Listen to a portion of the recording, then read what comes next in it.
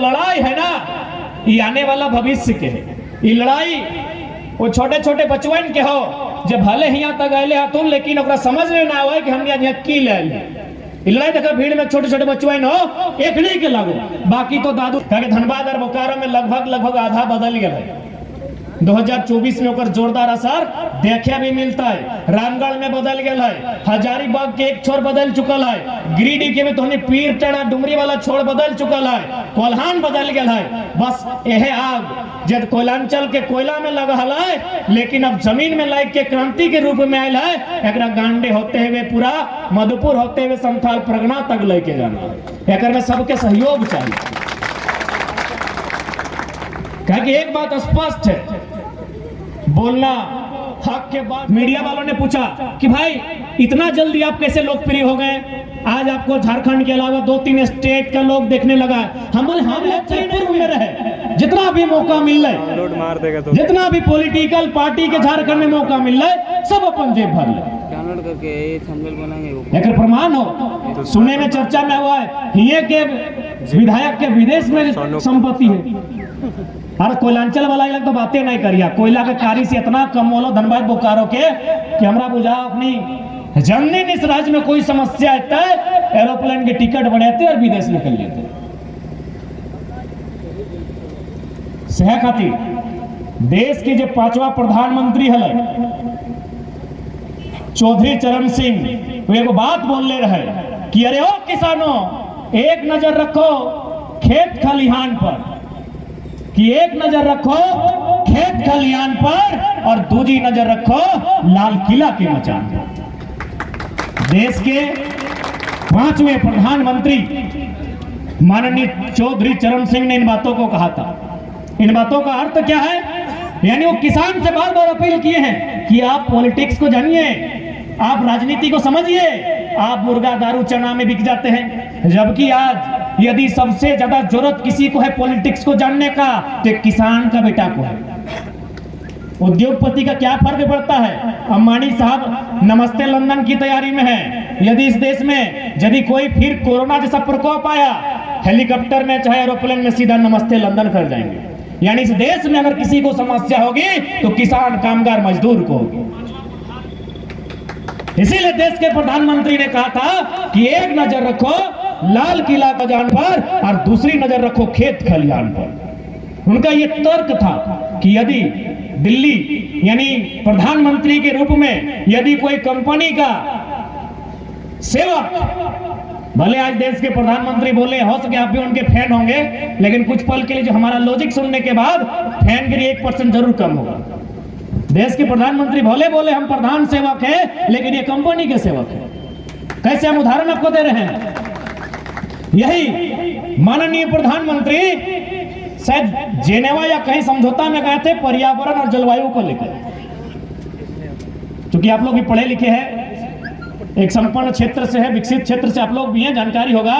प्रधानमंत्री किसी विदेश गए थे किसी सम्मेलन में जहां पर्यावरण और जलवायु पर चर्चा हो रहा था। वहां सबसे बड़ा समस्या आया पर्यावरण और जलवायु को दूषित करने में कार्बन डाइऑक्साइड का। अब चर्चा हुआ कि कार्बन डाइऑक्साइड, कार्बन मोनोऑक्साइड, इनको कंट्रोल कैसे करना है या फिर किन कारणों से ये उत्पन्न होता है। तो भारत में पाया गया कोयला, कि कोयला आधारित जितना भी उद्योग है उससे ही कार्बन डाइऑक्साइड होता है, उससे पानी का जल स्तर भी नीचे जाता है। गैस जो मरणशील गैस होता है वो तो पैदा होबे करता है, ओजोन परत भी छिद्र होता है। हमारे देश के माननीय प्रधानमंत्री वहां भाषण दे के आए कि हम भारत में कोयला आधारित जो कंपनी होगा, उद्योग होगा, उसको बंद कर देंगे और जैसे इंडिया वापस आते हैं 100 ब्लॉक बांटते हैं कोयला का, 100 ब्लॉक बांटते हैं। और उसमें से मजेदार बात 39 को अपना बेटा को, अरे बेटा यानी डायरेक्ट नहीं होता है, गोद लिया बेटा भी होता है, यानी साफ भाषा में कोई वाडानी नाम करके हैं, बहुत रईस व्यक्ति हैं, 39 को कुल ब्लॉक उनको बांटा गया। इसीलिए हो सके आप उनके फैन होंगे, भले आपको कोई माने किसी और विचारधारा से उत्प्रोत होकर आपको भटकाया जा रहा है, लेकिन आप किसान और कामगार परिवार से हैं। याद रखिएगा, आपका सबसे बड़ा कर्म और धर्म आपका वही बड़ा खेत है, क्योंकि दुनिया की तारीख गवाह है कि राजाओं के राज में भी जितना महत्व राजमहल का नहीं था, उससे कई ज्यादा महत्व किसान के खेत का था। इतिहास का मत भूलिएगा। इसलिए आज एक किसान के बेटे को, एक किसान घर में पैदा होने वाले छात्र को पॉलिटिक्स को जानना होगा। उन्होंने नहीं जाना, उन्होंने इंटरेस्ट नहीं जताया, इसीलिए आज ये दशा है। उसका उदाहरण है 3 गो कृषि का काला कानून।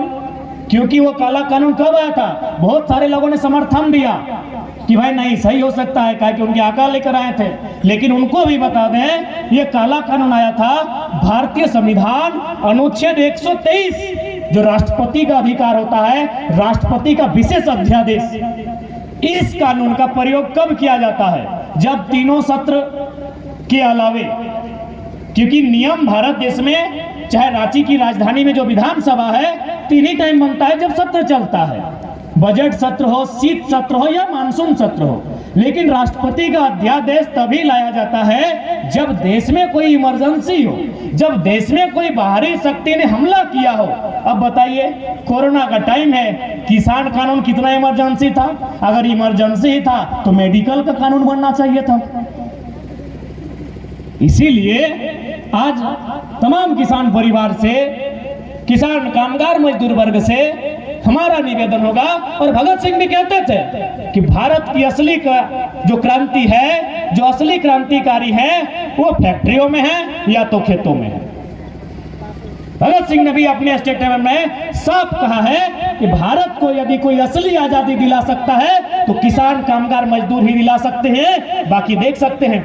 उन्होंने यही कहा था कि आजादी हम अंग्रेजों से तो छीन लेंगे, लेकिन क्या वो आजादी गांव, खेत, खरिहान, किसानों तक जाएगी या फिर 10% मुट्ठी भर अमीरों के हाथों में रहेगी? आज देख लीजिए, हजारों हजार किसानों की आत्महत्या, हजारों हजार मजदूरों की आत्महत्या, सब बता रही है कि देश की सारी आजादी 10% लोगों के हाथों में सीमित हो गई है। कारण कि बाकी जो 90% किसान लोग हैं, उन्होंने इंटरेस्ट ही नहीं जताया कि पॉलिटिक्स क्या है। अरे भाई, खेत भले हमारा ताराटाण में है, खेतवा भले हमने ताराटाण में है, लेकिन नियमा तो सीओ के ऑफिस में बना है ना, तो कब्जा तो हुए हो ना, कखन कब्जा में हेर फेर भई तो पता चलता। इसलिए इस घुमान में मत रहिए कि खेत खरिहान जंगल बाड़ी बाग बगीचा ये हमारा है और हमारे सामने है, क्योंकि इसका नियम विधानसभा में तय होता है। इसके लिए कानून लोकसभा में बनती है। भाई, वहां से कभी भी छीनने का फरमान जारी हो सकता है, जैसा कि हुआ था। अब थोड़ा सा बात करते हैं 1932 कि भाई 1932